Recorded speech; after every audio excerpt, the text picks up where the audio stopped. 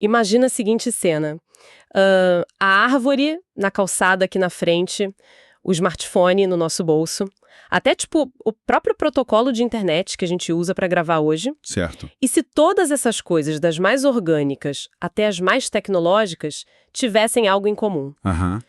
E se elas estivessem, na real, exigindo ativamente justiça de nós? Nossa, sim. E não de um jeito metafórico ou poético, sabe? Literalmente exigindo justiça. Isso soa quase como uma ficção científica pura, mas Soa muito. essa é a premissa de um dos textos mais instigantes que a gente já trouxe para o nosso mergulho por aqui. Eu fiquei super intrigada lendo isso. É uma mudança de paradigma que desorienta bastante num primeiro momento, sabe? Porque, historicamente, a filosofia moderna, ela meio que nos colocou num pedestal. Com certeza, o humano no centro de tudo. Exato. O ser humano como único monopolizador de sentido, de agência e, claro, de direitos em todo o universo. Todo o resto seria apenas cenário para nossa peça. E é exatamente esse pedestal que a gente vai implodir na nossa análise de hoje. Nós vamos explorar a fundo o capítulo 5 da tese de doutorado do Otávio Maciel. A famosa Introdução ao Realismo Complexo. Isso mesmo. Mais especificamente, a nossa missão hoje é destrinchar os parágrafos 6 e 7 que lidam com assemblagem e especulação. Que é a parte mais densa, né? Muito densa. E para quem nos ouve, a ideia não é só ler um texto acadêmico difícil. A gente quer entender como a filosofia contemporânea está tentando consertar um problema bem grave. Que é o problema do realismo especulativo, certo? Exato. Como a gente sai de um realismo especulativo que é da fascinante, mas um pouco estéril, para um realismo complexo, que é vibrante e cheio de vida. E a receita do autor, olha, envolve ingredientes pesados. Valores, teleologia. Sim, uma dose metodológica de caos, que ele chama de estranheza, e, por fim, uma aplicação surpreendente do filósofo francês Jacques Derrida. O que a gente precisa ter em mente logo de cara é que o realismo especulativo anterior a esse texto já tinha feito um trabalho importante, tá? Ele preparou o terreno. Exato. Ele conseguiu descentralizar o humano. Ele virou indício, tipo, olhe para as coisas, para os objetos, para o cosmos, independentemente de nós humanos. O que já é um baita de um passo, né? Um passo enorme. O problema é que, ao fazer isso, ele acabou pintando o universo meio asséptico. Tá, como assim asséptico? Tipo um universo muito plano, onde as coisas simplesmente existem, estão lá, mas parecem não se importar umas com as outras. O realismo complexo entra meio que rasgando essa asepsia. Injetando vida. Isso. Ele introduz o que estava faltando, que é a dimensão valorativa. Mas olha, vamos dar um passo atrás rapidinho. Porque valores é uma palavra perigosa, né? Muito. Quando a gente fala de valores, a mente de quem nos ouve já vai direto para a moralidade humana. Certo e errado. Isso, o bem, o mal, aquele negócio cristão ou kantiano. Mas o texto não está dizendo que, sei lá, um grão de areia ou um algoritmo tem uma moralidade, né? Não, longe disso. A grande sacada do realismo complexo é expandir essa ideia de valor para muito além da moral humana. Não estamos falando de um código de ética, sabe? Entendi. Nós estamos falando de atração, repulsão, conexão e propósito. Uma entidade, na realidade, não está apenas lá, tipo, parada. Ela está constantemente valorando o seu entorno. Tipo uma raiz de uma árvore valorando a umidade do solo. Perfeito. Ou um software valorando a entrada de dados. As coisas interagem baseadas em propósitos muito locais e muito específicos. E é aqui que o texto introduz um conceito que costuma causar bastante arrepio na academia. Lá vem polêmica. A teleologia. Ou, em outras palavras, o resgate das causas finais. Nossa, mas isso levanta uma bandeira vermelha gigantesca para a ciência moderna. Totalmente. Porque falar de teleologia, de causa final, sempre soa como teologia, né? É como dizer que existe um plano divino, tipo um roteiro cósmico, onde tudo já tem um destino traçado por um grande arquiteto. É o famoso design inteligente. Sim.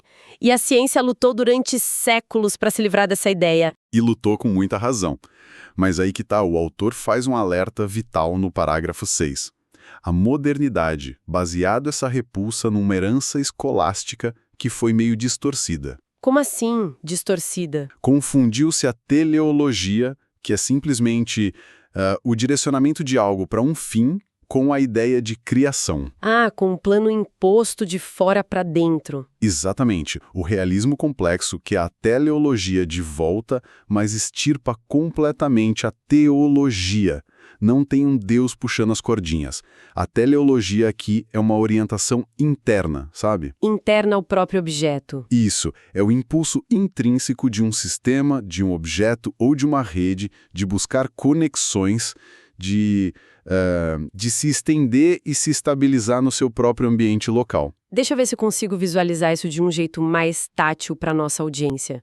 É como se o realismo especulativo antigo entregasse para a gente um mapa incrivelmente detalhado. Certo. Um mapa de um território alienígena inexplorado. Ele mostra as montanhas, os rios, os vales com uma precisão absurda. Mas é um mapa estático. Um desenho morto. Isso, sem vida.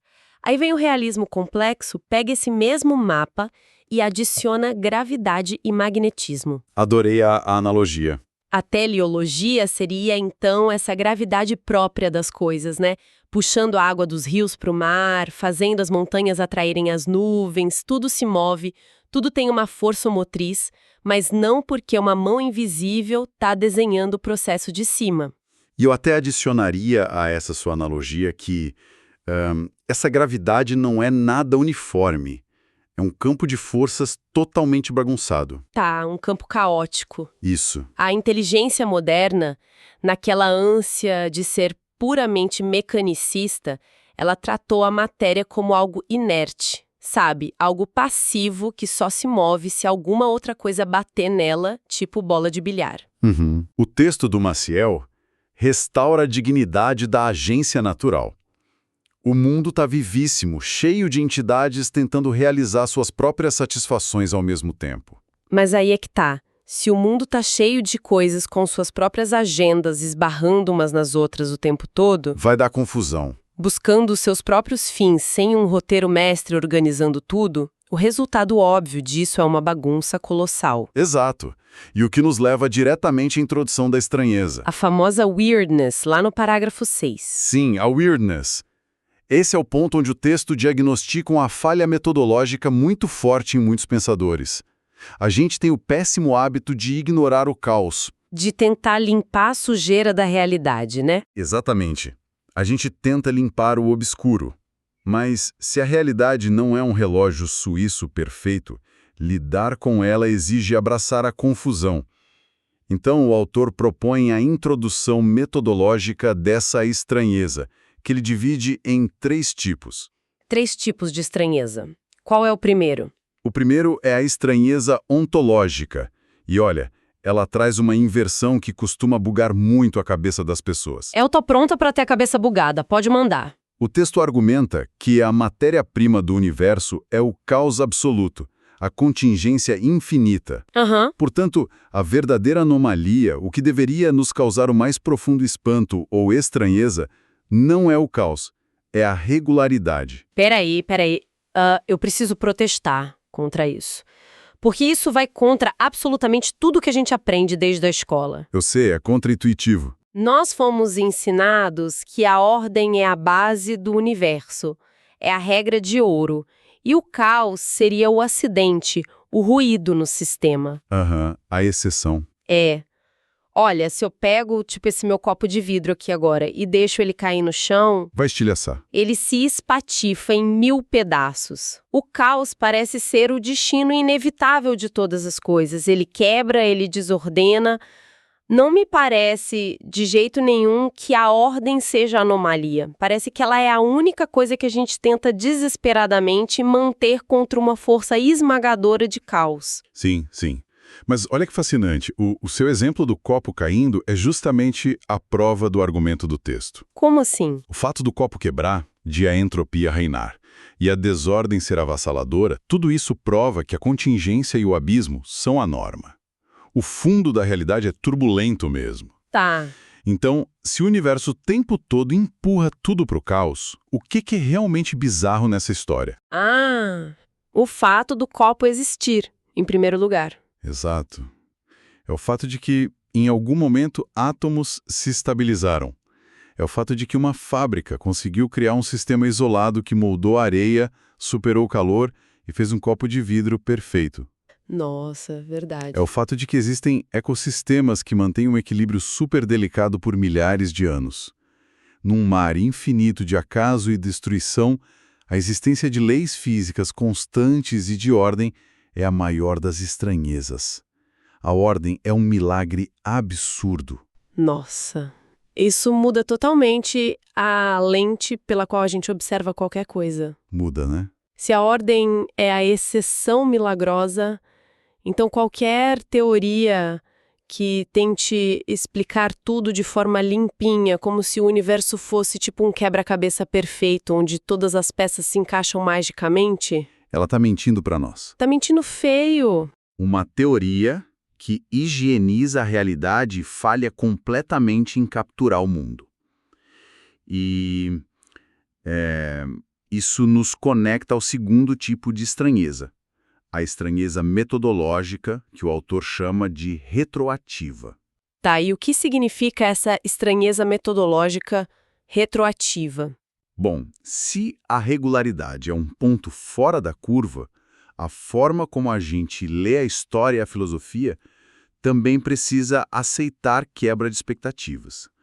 O texto fala de deslocar os autores antigos das suas caixinhas fechadas. Dá um exemplo disso. Ele cita, por exemplo, o Gilles Deleuze propondo fazer a Gioconda sorrir, ou a imagem de um Karl Marx sem barba. Traduz isso para quem nos ouve, por favor. O que significa, na prática, fazer a Mona Lisa Gioconda sorrir na filosofia? Significa parar de tratar as ideias, os conceitos e os textos clássicos como se fossem peças de museu intocáveis. Sabe aquela reverência excessiva? De não poder questionar o cânone. Isso. Não é olhar para o pensamento de Marx ou de Kant e dizer: bom, eles disseram exatamente isso no século XIX, acabou, fim de papo. É pegar essas ferramentas e usá-las para produzir um novo. Produzir o inesperado. Exatamente. O filósofo Graham Harman faz muito isso, tratando pensadores do passado como precursores de coisas radicalmente diferentes do que eles mesmos imaginavam na época. É quebrar a ideia de que a história faz sentido perfeitamente. Entendi. Rompe-se com essa narrativa certinha, né? Seja ela guiada por uma máquina capitalista impecável ou por uma narrativa divina. Isso mesmo. Tá, então se o fundo de tudo é o caos, que é a estranheza ontológica, Certo? e a nossa leitura da história deve ser subversiva e criativa, que é a estranheza metodológica, onde é que isso deságua? Qual é o terceiro tipo de estranheza? O terceiro tipo é o que o autor chama de sofisticação do realismo em realismo complexo. Nome pomposo. Bastante. Mas, no fundo, é a constatação, a epifania, de que absolutamente tudo, Tudo mesmo. tudo, as leis da gravidade, a estrutura das nossas cidades, as rotas da evolução biológica, tudo isso poderia ter sido completamente diferente. Nossa. Ao percebermos essa contingência radical de que tudo poderia ser outro, o estudo do mundo real, empírico das coisas concretas, se torna um exercício de maravilhamento contínuo. Fica tudo fascinante. O fato das coisas serem como são, quando tinham infinitas chances de não serem, torna o mundo atual incrivelmente digno da nossa atenção, né? Exatamente. Só que, olha, eu sinto que essa percepção cria uma responsabilidade tremenda para nós. Com certeza cria. E eu acho que é aqui, no parágrafo 7, que a gente entra num território meio minado, fascinante, mas perigoso. Porque se as coisas têm agência, se a existência delas é um milagre contingente que poderia simplesmente não estar aí, como nós devemos interagir com elas? O texto meio que engata a segunda marcha aqui, trazendo um aliado super improvável, que é o Jacques Derrida. A aliança com Derrida é o verdadeiro motor de transformação ética dessa tese. O Derrida é super famoso pelo conceito de desconstrução. Todo mundo já ouviu essa palavra. É a palavra da moda. E numa conferência lendária de 89, chamada Força de Lei, ele crava uma sentença que reverbera em todo o trabalho do Otávio Maciel. A frase é: a desconstrução é a justiça. A desconstrução é a justiça. Olha, muita gente escuta a palavra desconstrução e já pensa logo em destruir, aniquilar, esvaziar tudo de sentido. Exato. Mas não é isso, né? Não, não é.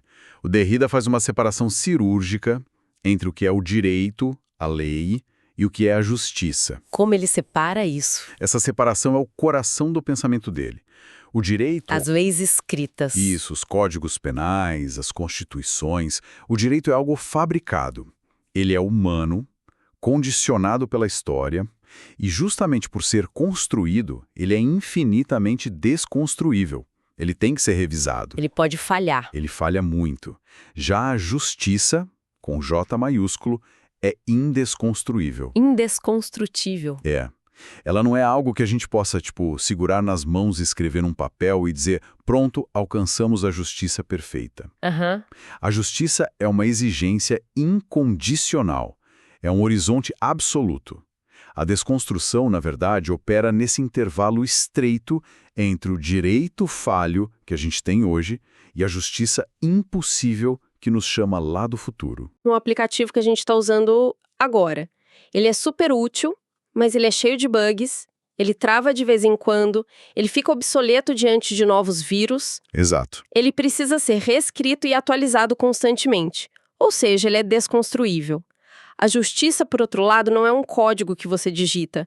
A justiça seria o próprio ideal utópico da computação perfeita e inviolável. Perfeito. A gente nunca vai conseguir codificar a computação perfeita. Mas a exigência dela, sabe, essa pressão da justiça, que nos força a continuar lançando patches de atualização todo santo dia. A sua analogia com os patches de atualização é brilhante. Mas o Derrida desceu num peso enorme a isso, que é a ideia de aplicabilidade. A tal da enforceability. Isso, a força da lei. Porque não basta você ter o ideal abstrato da computação perfeita na cabeça se você não lança a atualização do software. Ah, entendi, tem que ter ação. A força da justiça exige que ela se aplique concretamente.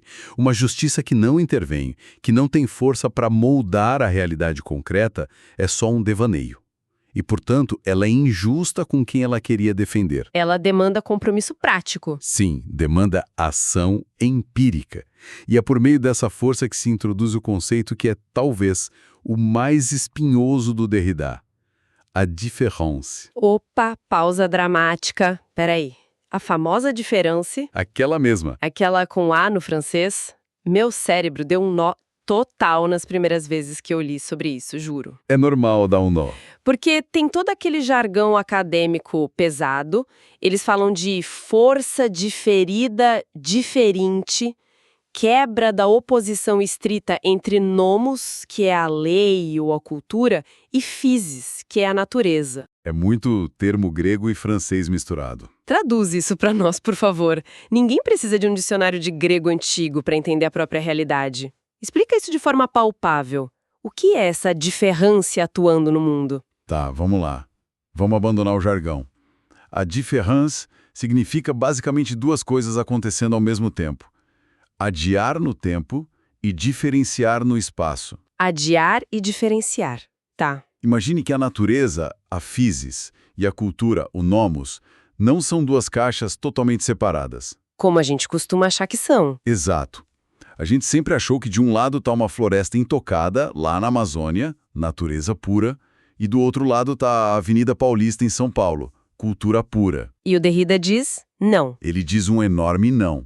É tudo um fluxo contínuo de diferenças que vão sendo produzidas. Pensa assim, quando um castor constrói uma represa num rio usando galhos. A gente chama de biologia. Isso. Mas quando um engenheiro humano constrói uma usina hidroelétrica gigante, Aí chamamos de engenharia e cultura. a diferença é justamente a força contínua que gera essas variações, essas dobradiças no tecido da realidade. Ela prova que não tem uma ruptura mágica entre o mundo físico dos animais e as construções culturais humanas. É tudo uma grande rede de forças produzindo diferenças. Agora fez muito sentido. Essa linha divisória rígida é, no fundo, uma ilusão que nós humanos criamos só para nos sentirmos especiais e separados do resto. Completamente ilusório. E isso nos traz para o pulo do gato fenomenal da tese do Maciel. Que é onde a coisa toda se conecta com o realismo complexo. Certo. Isso, porque o Derrida usava essa ideia de diferença e de desconstrução principalmente para ler textos. Textos literários, as leis humanas. Discursos, né? Isso. Era muito focado na linguagem. E, de repente, o realismo complexo meio que sequestra o Derrida e joga ele de cabeça no mundo empírico das coisas concretas. Olha, esse é um salto monumental. É brilhante, porque se não tem uma divisão rígida entre a cultura humana e o mundo natural, se é tudo uma rede contínua de diferenças, então a desconstrução não se aplica só aos livros. Ela se aplica às coisas em si. Fazer justiça, ou desconstruir, passa a significar fazer justiça ao objeto, ao sistema, à rede. É estender aquele compromisso ético para a própria infraestrutura da realidade. E isso é denso demais. Eu vou provocar aqui de novo, porque isso desafia intuições profundas que a gente carrega, sabe? Pode provocar. A nossa bússola moral está treinada desde sempre para aplicar o conceito de justiça só para humanos. Alargar isso para, sei lá, animais sencientes já foi uma luta tremenda na sociedade. E ainda é, né? E ainda é. Então é incrivelmente estranho, para não dizer chocante, sugerir que nós precisamos fazer justiça a um protocolo de internet TCP/IP, Aham. a um cabo de fibra ótica, a uma montanha de minério de ferro. Como assim a gente comete uma injustiça contra um objeto inanimado? Sou esquisito. Mas comete-se injustiça quando nós reduzimos toda a complexidade rica daquele objeto a uma mera utilidade para o nosso próprio benefício, ignorando o que ele realmente é. Quando a gente só usa a coisa e descarta. Exato. Fazer justiça empírica a um sistema é respeitar os limites dele, as propriedades dele, aquela teleologia interna que a gente discutiu lá no começo. O texto até aborda o sofrimento da desconstrução. Por que sofrimento? Porque não existe um manual absoluto para isso, não tem uma regra divina que caia do céu dizendo tipo, veja bem como tratar perfeitamente um servidor de rede, ou como interagir perfeitamente com um bioma local. A gente age no escuro. Muito no escuro.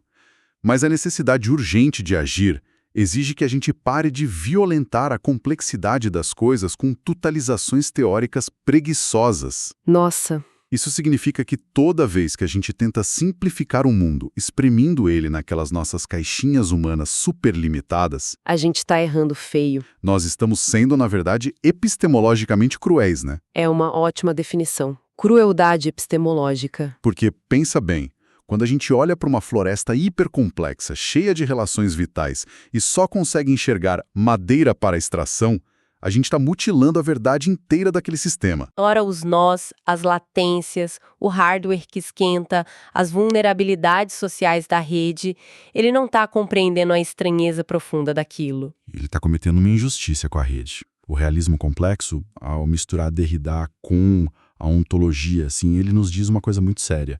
Olhar para o mundo e reconhecer sua complexidade incontrolável não é só uma boa prática científica. É uma tarefa ética. É uma tarefa ética de justiça metafísica. Você sintetizou isso com muita perfeição. E é um esforço que nunca acaba, né? Nunca. É um esforço contínuo. Fazer justiça a um objeto é você ter que declarar constantemente: eu sei que a minha teoria atual nunca vai esgotar o que você realmente é. Eu não sou o dono do seu sentido. Isso, eu preciso continuar desconstruindo os meus conceitos para respeitar a sua existência e as suas dobras.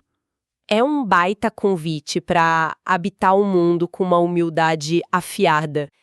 E se a gente pensar bem, isso muda radicalmente a nossa caminhada pelas ruas a partir de hoje. Muda a percepção de tudo ao redor.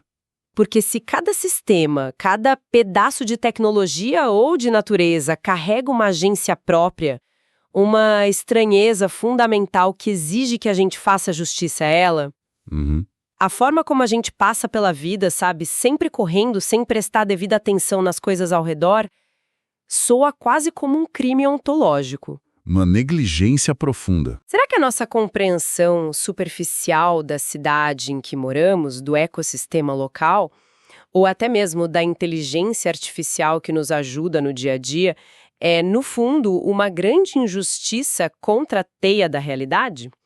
Fica aí o convite para a gente prestar mais atenção à estranheza e à justiça silenciosa que permeia toda a nossa existência.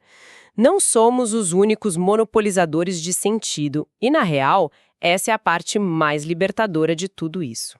Totalmente libertadora. O universo é muito maior do que a nossa narrativa. Com certeza.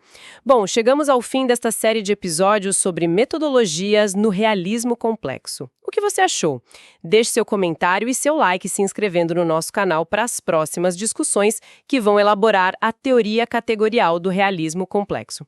Obrigada a todas e a todos e até mais ver.